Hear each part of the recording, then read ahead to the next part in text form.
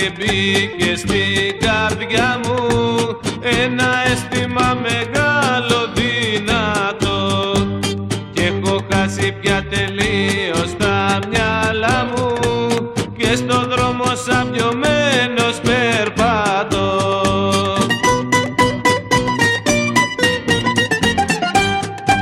Αυτή δεν είναι αγάπη, αυτή είναι πυρκαγιά που καίει το κορμί μου, το νου και την καρδιά. Αυτή δεν είναι αγάπη, αυτή είναι χαλασμός. Καρδιά μου όπως πάμε θα πούμε σως.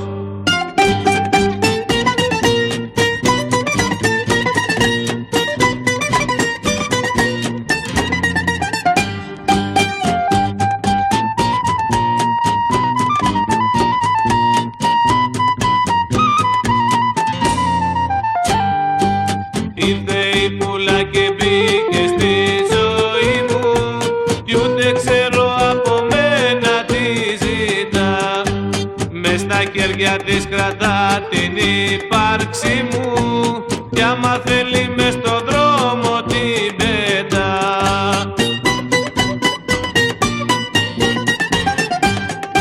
Αυτή δεν είναι αγάπη, αυτή είναι πυρκαγιά που καίει το κορμί μου, το νου και την καρδιά. Αυτή δεν είναι αγάπη, αυτή είναι χαλασμός. Καρδιά μου